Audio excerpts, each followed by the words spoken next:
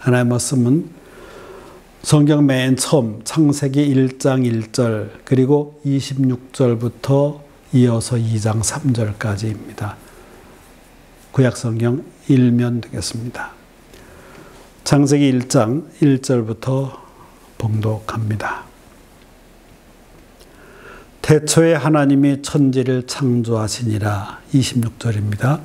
하나님이 이르시되 우리의 형상을 따라 우리의 모양대로 우리가 사람을 만들고 그들로 바다의 물고기와 하늘의 새와 가축과 온 땅과 땅에 기는 모든 것을 다스리게 하자 하시고 하나님이 자기 형상 곧 하나님의 형상대로 사람을 창조하시되 남자와 여자를 창조하시고 하나님이 그들에게 복을 주시며 하나님이 그들에게 이르시되 생육하고 번성하여 땅에 충만하라. 땅을 정복하라. 바다의 물고기와 하늘의 새와 땅에 움직이는 모든 생물을 다스리라 하시니라.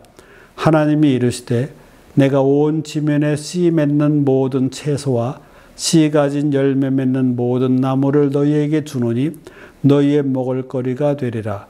또 땅의 모든 짐승과 하늘의 모든 새와 생명이 있어 땅에 기는 모든 것에게는 내가 모든 푸른 풀을 먹을거리로 주노라 하시니 그대로 되니라. 하나님이 지으신 그 모든 것을 보시니 보시기에 심히 좋았더라.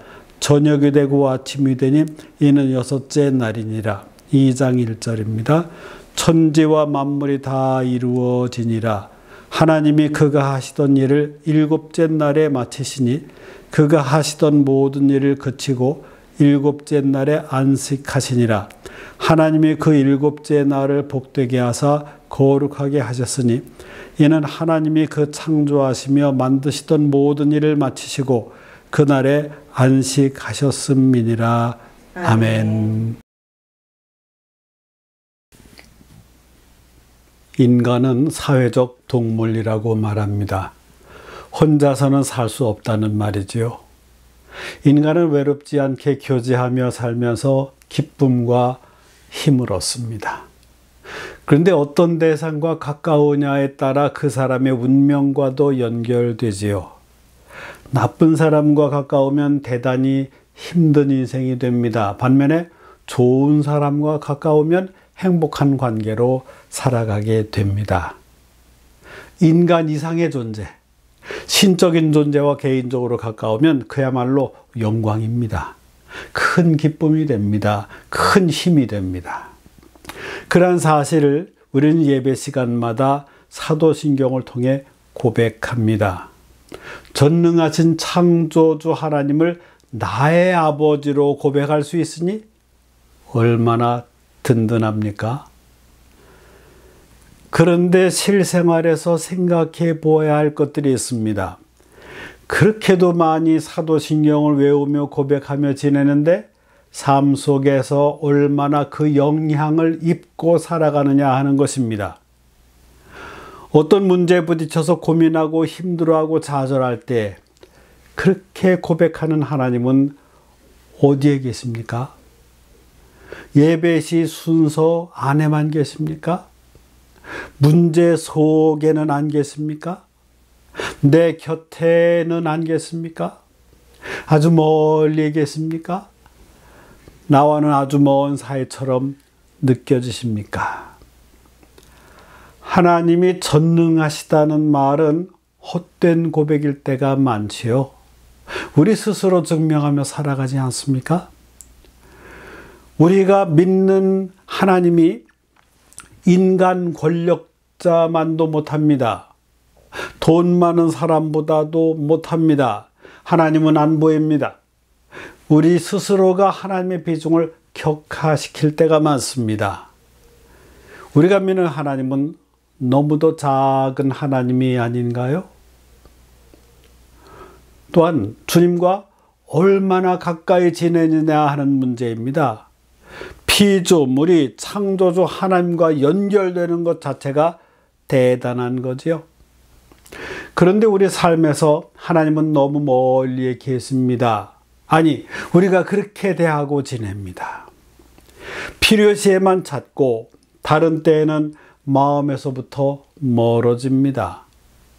문제가 안 풀릴 때, 이런저런 방법 다 해봐도 안 될 때, 그때야 주여 하고 부르짖으며 주님을 찾습니다.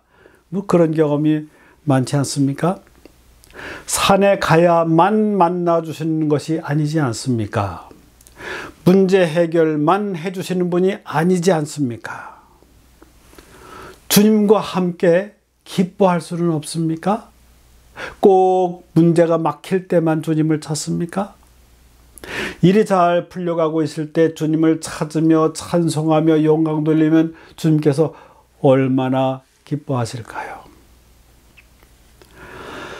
예수님은 제자들에게 주기도문을 가르쳐 주시면서 하나님이라고 하는 용어를 한 번도 사용하시지 않았습니다. 하늘에 계신 우리 아버지, 아버지의 이름을 거룩하게 하시며 아버지의 나라가 오게 하시며 아버지의 뜻이 이루어지게 하소서, 계속 아버지라고 부르며 기도하라고 가르치십니다. 아버지하고 입을 벌려 부르면 우리 자신을 비춰보게 됩니다. 우리가 자녀란 것입니다. 우리는 창조주 아버지의 자녀란 겁니다. 우리 아버지 하나님을 1:1로 고백하라는 것입니다. 남들의 고백 속에 묻어가지 말고 1:1로 고백하라는 것입니다. 사도신경의 맨 처음에 나는 하고 시작하라고 하지 않습니까? 물론 사도신경은 주님이 이렇게 하라고 가르쳐 주신 것은 아닙니다. 그런 문장은 아닙니다. 믿음이 좋고 성경적으로도 신학적으로도 교리적으로도 대표성을 가진 사람들이 기도하며 잘 정립된 고백입니다. 정돈된 고백문이지요.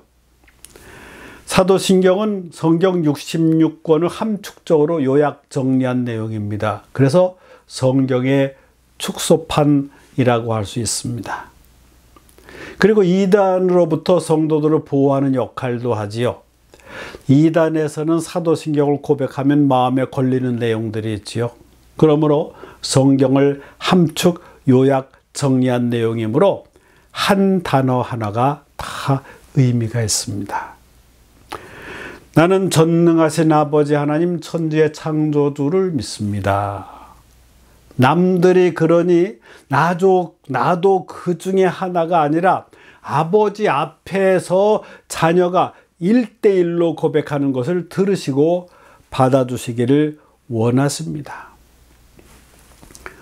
여러분은 그런 마음을 담아서 고백하십니까? 생각 없이 주문 외우듯이 지금까지 수많은 예배 시간에 그렇게 해오시지는 않았습니까? 창조주 하나님을 나의 아버지로 고백할 수 있게 하신 것은 우리를 사랑하신다는 증거 아닐까요? 지옥 갈 사람들을 천국 백성 되게 해주신다는 그 사랑의 기회가 아닙니까? 우리가 남들보다 잘난 게 뭐가 있습니까? 뭐 괜찮은 존재입니까? 잘 살아서요? 바울은 솔직한 사람입니다. 자신을 죄인 중에 괴수라고 표현하지 않았습니까? 진짜로 은혜 받으면 자기가 괜찮은 존재가 아니라 죄인 중에 괴수라는 고백을 하게 됩니다. 태양에 가까이 갈수록 더 추한 것이 드러나지 않습니까? 성령 충만하면 죄가 없어지나요? 죄를 안 짓게 되나요? 성령 충만은 어두운 데에서 있다가 태양과 같이 밝은 은혜의 세계로 들어가면서 자기가 얼마나 추악한 죄인인가를 발견하게 되는 상태입니다. 성령 충만은 에너지로 충만하는 것이 아니라 지배 상태를 말하는데, 성령 충만한 빛으로 비추시니 다 드러나서 더 부끄러워집니다. 그래서 죄를 멀리하게 하는 힘을 주시는 겁니다. 죄를 이기게 하는 힘을 주시는 겁니다. 견제하시라는 것입니다. 그래서 거룩한 영의 상태로 거룩하신 주님과 가깝게 교제하기를 원하신 것입니다. 우리는 죄인들이지만 하나님을 부를 때 아버지라고 부르라고 한다면 누가 더 힘들어 할까요? 우리요? 하나님이실 거라 생각합니다. 말로는 창조주 하나님을 아버지라 가까이 부르면서 뒤만 돌아서면, 예배만 끝나면, 시장에만 가면, 운전대만 잡으면 많이 달라지는 우리들 아닙니까? 얼마나 부끄럽습니까? 그런데도 주님은 아버지라 부르라고 하십니다. 인간 자녀가 엉망으로 살면서 동네 사람들에게 손가락질 당하며 산다고 칩시다. 그 자녀가 모르는 체하고 지나가지 않고 많은 사람들이 있는데 다 상황을 아는데 아버지라고 부르면 그 아버지가 얼마나 곤란해질까요?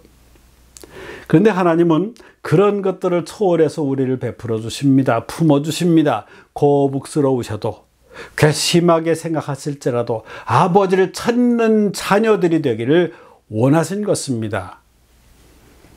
그렇게 될 수 있는 사이가, 근거가 예수님 때문입니다. 예수님은 하나님이 인간의 몸으로 오신 분입니다.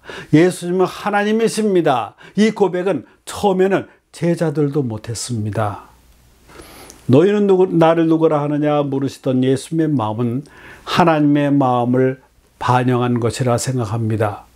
다른 사람들이 인식하고 있는 것 말고 너희들은 나를 어떻게 생각하느냐? 베드로가 항상 빨리 대답합니다. 주는 그리스도시요 살아계신 하나님의 아들이시니이다. 예수님은 보통 분이 아니십니다. 그리스도, 하나님의 기름 부음 받은 분이십니다. 당시에 굉장한 고백이라고 주님의 칭찬을 들었지 않습니까? 예수님 사역 도중에 사람들이 예수님과 하나님 사이를 의문스러워서 자꾸 묻습니다. 이때 주께서 이렇게 말씀하십니다. 나를 본 자는 아버지를 보았거늘 왜 자꾸 아버지를 보이라 하느냐. 그러면서 속에 있는 말 참아 못하시는 말씀이 있습니다. 내가 하나님이다. 이 의미인데 사람들이 오해하게 되니까 조심스럽게 둘러서 표현하지 않습니까? 예수님이 십자가에 달려 돌아가시고 부활하신 후에 그 의심 많던 도마는 주님을 만나고 그 누구도 하지 못한 고백을 합니다. 나의 주, 나의 하나님. 제대로 고백하는 겁니다. 주님은 제자들의 삶에서 어떤 위대한 일을 하기를 원하시는 것보다 주님과의 관계를 든든히 하는 것을 더 원하십니다. 제자들의 전도 훈련 다녀와서 기분이 좋았습니다. 자랑거리가 많았습니다. 주님께 저마다 다 보고하면서 자랑합니다. 제가 이런 능력 행하지 않습니까? 이런 기적도 행했습니다. 그럴 때 주님께서 제자들에게 뭐라고 하셨습니까? 업적을 보신 것이 아니라, 능력을 보신 것이 아니라 제자들의 특권과 운명을 알게 하셨지요. 이런 것들을 통해 자랑하지 말고 너희 이름이 생명책에 기록된 것으로 인하여 기뻐하라고 하셨습니다. 이게 주님의 마음이십니다. 전국 백성 하나님의 자녀가 된 것으로 기뻐하라는 것입니다. 업적은 그것으로 끝나지만 관계를 돈독히 하면 지속적인 기쁨이 다가옵니다. 창조주 나의 아버지로 고백하는 것은 영광입니다. 관계의 확인입니다. 우리가 하나님 나라의 가족이라는 것입니다.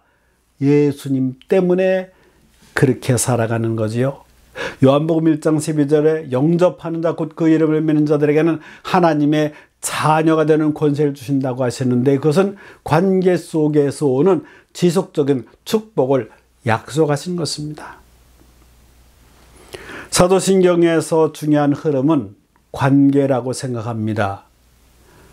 명절에 고향과 가족을 그리듯 우리가 그 멀고도 먼 창조주를 아버지라고 진심으로 부르기를 원하시는 주님의 마음이 담겨 있습니다.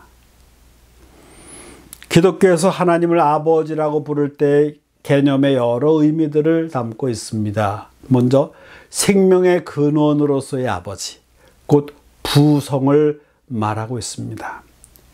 생명의 근원이시며 우리를 보호하신 분이시며 생명의 목표인 동시에 본질이십니다. 그러기에 모든 것은 하나님 손에 달려 있습니다. 동시에 우리는 하나님의 보호 아래 있음을 알게 해줍니다. 또한 다른 의미는 하나님은 사랑이시라는 개념입니다. 요한도 하나님은 사랑이라고 기록했습니다. 구속받은 자의 고백으로서 하나님을 사랑의 아버지로 보고 있는 것입니다. 그리고 용서의 아버지이십니다. 누가복음 15장에 소위 말하는 탕자의 비유에서 잘 묘사되어 있습니다. 하나님은 탕자를 용서한 아버지처럼 우리의 잘못을 용서하실 뿐만 아니라 과거도 묻지 않으십니다. 인간처럼 용서했다고 하면서 두고두고 기억했다가 기분 안 좋으면 끄집어내서 뒤흔드는 그런 분이 아니십니다. 중요한 개념은 전능하신 아버지이십니다. 이는 구속적 전능을 말합니다. 죄인을 구원하여 의인으로 만드시는 권능을 의미합니다. 그 사랑 덕분에 우리가 하나님의 자녀가 되었습니다. 하나님은 일단 사랑하시면 변함없이 우리를 대하십니다. 우리 안에 성령 여부는 내주하시는데 우리 하는 거 봐서 대하시는 것이 아니라 세상 끝날까지 동행하시다는 약속을 하셨습니다. 신앙은 우리 각자의 고백과 경험이 중요합니다. 남이 은혜 받아서 간증하러 다니는 것만 들으면 편식하게 됩니다. 인터넷 등을 통해서 다른 교회, 다른 목회자들의 설교를 듣고 본교회와 목회자를 비교 평가하는 것은 별로 바람직한 태도는 아니라고 생각합니다. 다른 자녀들을 본다고 합시다. 그러면 자기 교회, 목회자를 위해 사랑하는 마음으로 중보기도 하게 됩니까? 남들과 비교해서 평가절하하고 비평하게 되지 않습니까? 은혜는 각자의 마음과 태도에 달려 있습니다. 하나님을 아버지라고 간절히 부르며 하루라도 사모하며 지내보세요. 하루 중에도 얼마나 많은 순간들이 모여서 하루 24시간을 만들어 갑니까? 모자이크 작품을 다루어 본 적이 있으신지요? 벽걸이 TV 크기 정도를 한 작품이라고 생각해 봅시다. 거기에 수많은 조각들을 이리 맞추고 저리 맞추고 조각들을 붙였다 뗐다 거꾸로 했다 이렇게 하면서 잘 맞춰서 그림 전체를 완성했다고 합시다. 대단히 기쁠 것입니다. 그 모자이크 한 면을 하루라고 생각해 보았습니다. 하루는 24시간이라고 하는 수치 계산이 아니라 86,400초라고 하는 길이가 아니라 한 면으로 생각하고 수많은 조각조각들이 모아져서 원래 모형을 만들어 간다면 그 기쁨이 있을 것입니다. 그런데 하루의 순간순간에서 매 조각조각마다 아버지를 찾으면서 온전하게 하루 전체를 지내본 적이 있으신지요?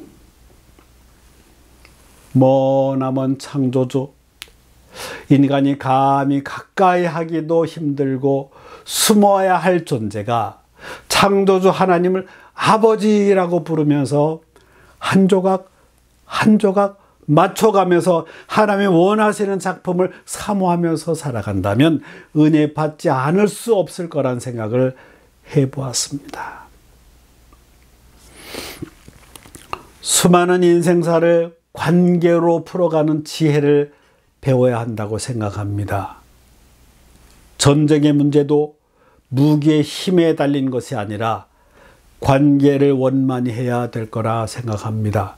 어느 쪽에 지고 있으면 국가적인 자존심이 걸려 있어서 엉뚱한 방향으로 흘러가기도 하지 않습니까? 역사를 보면. 불리하면 인질을 삼기도 하고 핵무기를 사용하겠다고 위협하지 않습니까? 인간 내면의 모습을 보는 것 같습니다. 이제까지 살아오신 동안 어떤 문제들을 풀어오신 것이 그 무엇입니까? 힘입니까? 돈입니까? 경험입니까? 머리입니까? 대부분 관계로 풀어가야 후유증 없이 원만하게 풀려가지 않습니까? 인간사의 서로 간의 지나친 이기적 관계는 문제를 더 악화시키기에 좋은 인간관계가 중요함을 인식하게 됩니다. 창조주 하나님 아버지를 나의 아버지로 고백하면 하나님의 방법대로 하나님 손 안에서 해결해 주실 것을 기대하고 소망하게 됩니다. 사도신경 거기에 나타나는 중요한 동사를 살펴보세요. 믿습니다 이지요. 아버지 하나님을 믿습니다. 예수 그리스도를 믿습니다. 성령님을 믿습니다. 맨 마지막도 믿습니다로 마무리합니다. 관계에서 중요한 것은 믿음으로 시작해서 믿음으로 마무리하는 것이지요. 변덕스러운 믿음이 아니라 한결같은 믿음이 필요합니다. 그러려면 감정의 기복을 극복하고 조절해 가야 합니다. 기독교 믿음은 근거는 하나님의 말씀입니다. 믿음은 들음에서 나며 들음은 그리스도의 말씀으로 말미암는다는 말씀처럼 변하지 않은 하나님의 말씀으로 믿음이 자라야 합니다. 인간의 믿음은 흔들리기도 합니다. 감정에 많은 지배를 받습니다. 그럴 때마다 흔들리지 않는 것을 기초로 재확인해 가야 합니다. 우리가 민주주의 시대에 살고 있기는 하지만 여론 대부분의 하나님의 뜻과 멀어지는 경우도 있습니다. 많은 사람들의 의견이 아니라 주님의 한마디 말씀이 더 중요합니다. 창세기 1장 1절에 태초에 하나님이 천지를 창조하시니라고 하셨습니다. 이것의 주석서와 같은 부분이 신약 요한복음 1장 1절이지요. 태초에 말씀이 계시니라. 이 말씀이 하나님과 함께 계셨으니 이 말씀은 곧 하나님이시니라. 말씀으로 창조하시고 말씀이 육신이 되어 오신 분이 예수님 믿습니다. 예수님 덕분에 창조주 하나님을 아버지라 부르며 예수님의 피 덕분에 한 가족이 되었으니 얼마나 감격스러운 일입니까? 부족한 인간의 피로 연결되는 가족이 아닙니다. 너무나 소중하기에 그냥 피가 아니라 보혈이라고 표현합니다. 주님의 피로 한 피바다 한 몸이란 한 형제들이 모이는 공동체가 교회입니다. 교회는 건물이 아닙니다. 건물은 사람들이 모일 공간이 필요하니까 만든 것이지요. 성지 이스라엘 다녀오셨습니까? 거기 예루살렘 성전 통곡의 벽으로 한쪽만 남아있지 않습니까? 이 주님의 강한 메시지라고 생각합니다. 성전은 건물이 아니다. 그곳에만 내가 있는 게 아니다. 마음이 딴 데 가 있으면서 성전에만 가 있으면 거룩한 척하지 말라. 성전을 우상하지 말라 하는 경고의 메시지가 아닐까요? 성전, 교회의 핵심 의미는 하나님의 임재입니다. 주님은 우리의 마음을 보십니다. 어떤 고백을 하느냐를 보시는 것입니다. 성경 맨 처음 창세기는 하나님의 창조에 대해 선포하고 있습니다. 방법을 설명하신 것이 아니라 선포하신 것입니다. 우리에게 믿음으로 받아들이라는 것입니다. 그러면 깨닫게 됩니다.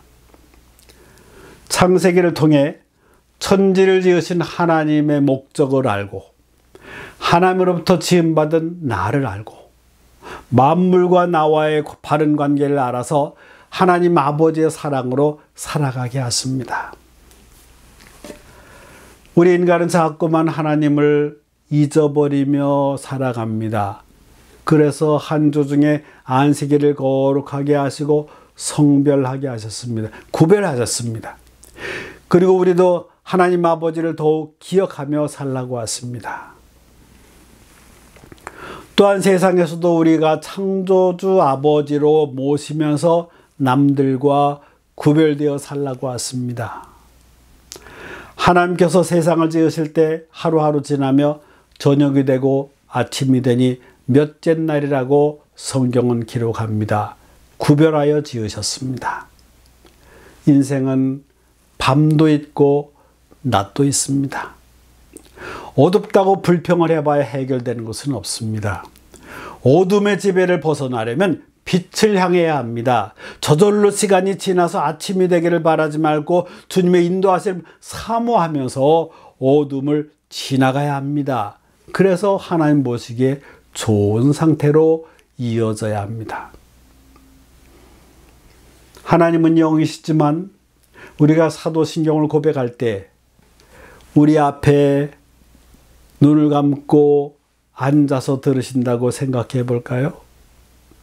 우리가 사도신경 외우기를 다 마치면 하나님께서 그래 알았다 잘했다 끄덕이실까요? 말로는 잘하는구나 하고 한심하게 생각하실까요? 고백할 때 나를 진심으로 생각하고 고백한 거냐 물으실까요? 예배 시간에 사도신경 고백하고 교회 나가면 금방 잊어버리고 살아가면서 다른 것들을 나 대신 의지하며 살아가지 않냐? 그렇게 얘기하실까요? 고백이라고 하는 것은 인격체 간의 교감이 이루어져야 관계가 돈독해집니다. 주일 공예배, 수요기도회, 금요기도회, 새벽기도회, 각종 행사 전의 예배 등 수많은 기회 사도신경을 외우고 지내는 한국교회 성도들입니다. 그 중에 주님이 기뻐 받으시는 고백이 얼마나 될까요? 스스로 질문하고 답하는 것도 필요할 것입니다. 창조주 하나님을 나의 아버지라고 고백하는 기회가 소중한 것입니다. 마음과 뜻과 정성을 다하여 고백하며 살아가시기를 바랍니다. 기도합니다. 우리가 아버지 하나님, 창조주 하나님을 그렇게 가깝게 부르기를 원하시는 마음을 깨닫게 하시니 감사합니다.